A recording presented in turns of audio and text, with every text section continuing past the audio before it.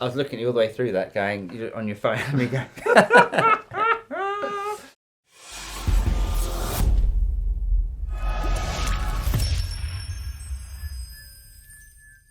Hi everyone, my name's James Ivey. Uncle Drew. From the Studio Rents. Ah, yes. In the recent round of Garden Hallgate auctions, Yep. I couldn't help myself. Right. And I bought a piece of my guitar playing history. I had one of these when it first came out. This is a Marshall JMP-1. Do you know, I used to have this and the effects unit, the JFX one. Which is basically a Rocktron in drag. Wow. See, isn't that funny? Because I used to have a Rocktron as well, and I think I sold the Rocktron to get the JFX one, and I should have just kept the Rocktron. Yeah.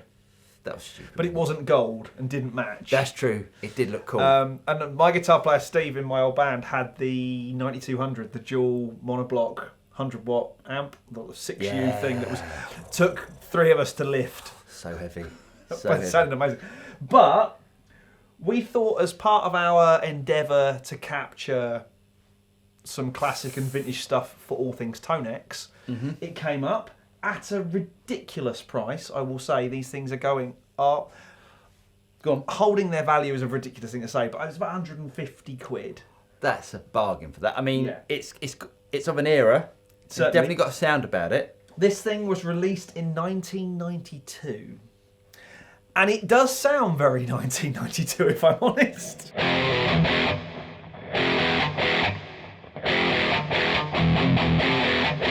Stop it. He won't like us. He won't like it. He doesn't like people playing his tunes.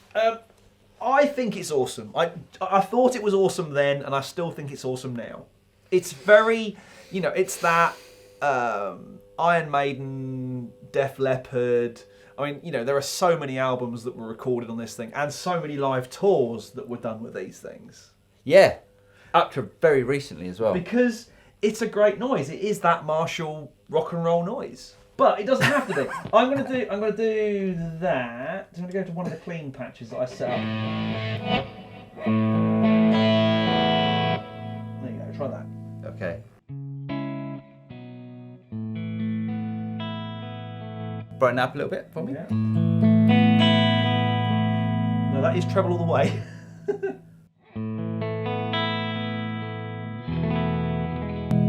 the bass boost off. A bit more gain. Yeah.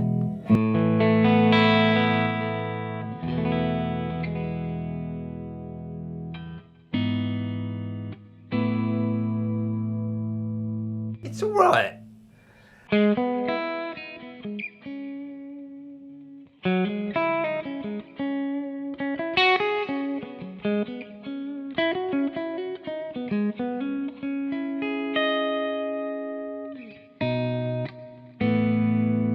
But when you think, when this came out, it was a 1U rack, and let's face it, at the time, racks were the thing. Everyone had a rack. Yeah. 4 channels, so you've got 2 cleans and 2 overdrives. Right. And again, there's nothing to stop you putting pedals in front of it. No. And I think it's great. I think it was really easy to map, and it was incredibly quick to edit. Yes. So if you were, like you just said now, I'll brighten out a bit, quick, hit the treble, boost it up a little bit, cut the mids, let's boost the bass a little bit. It's really, really quick to tweak. Sure.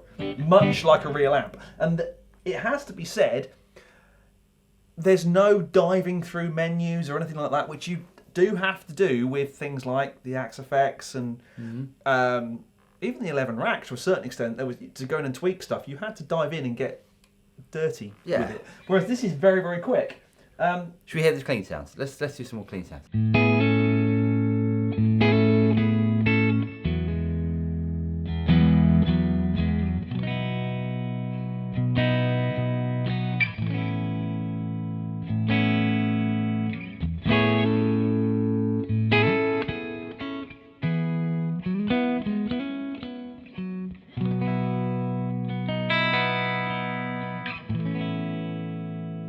Let me get on to clean 2.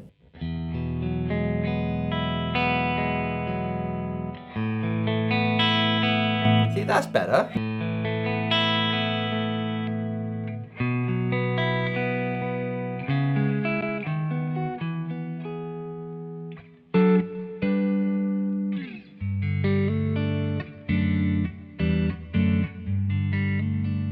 funny how things have come on, I think. Yeah, I mean, when you think 92, what's that? That's a number of years ago now, mate.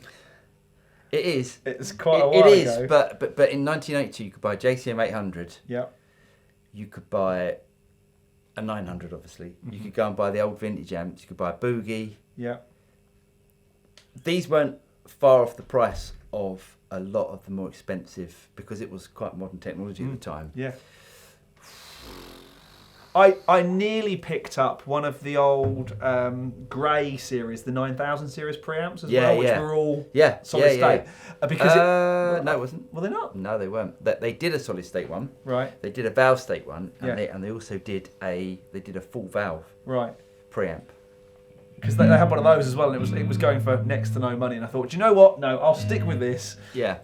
I think this has got some sounds of an era in it. Definitely has. Which, of course, leads us on to the fact that I've done 10 captures for Tonex, available from our website, thestudiorats.net, or also available through ToneNet from the IK Multimedia site. I think it's cool. I still think it's cool. I thought it was cool then. I think it's cool now. It is cool. It is cool, and it's great for doing those sort of tones. Yeah, and there's everything in there. Go on, let's hear some presets. Come on.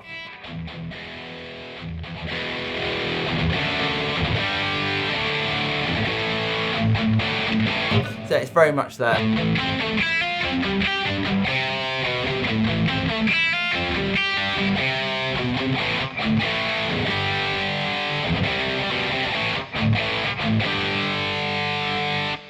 It's so 80s inspired. Yeah, it's great. I think that's amazing. What's that one, please?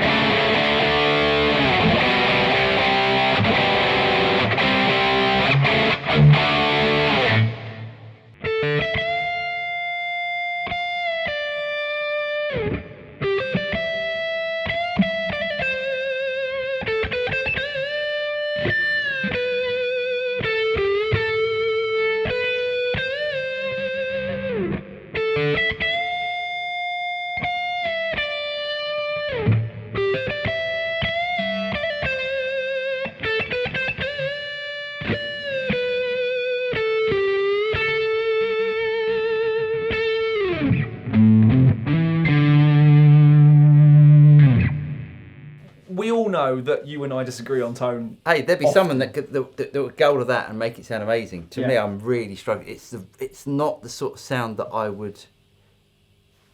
would initially go for. Oh, that's funny because I didn't struggle dialing in tones. Really? I went, wow, this is great. Yeah, but you like 80s prog music.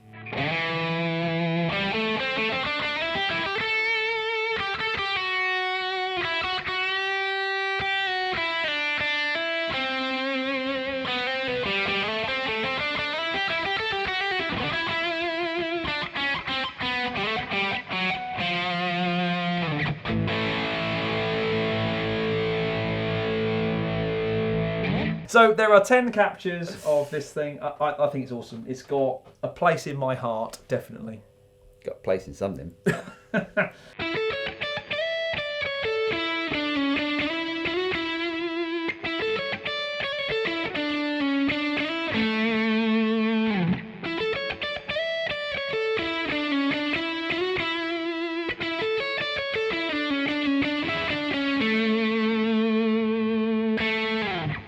Very much of an era, and it's got that sort of tone about it. It's great for doing those 80s. Hey, Steel Panther would love that. Steel Panther, Nuno would probably love it as well. No, Nuno's tone was different, and I think that was the point. I think I had one of them. Mm-hmm.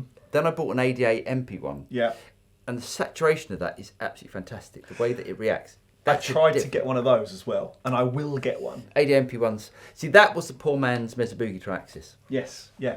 Anyway, really hope you guys got something out of this. I don't know why you're going to get something out of this, but if you did get something out of it, don't forget to like and subscribe, click on the bell button, and you'll be notified of any future video that comes out from the studio. I'm Paul. I'm James. And we'll see you next time.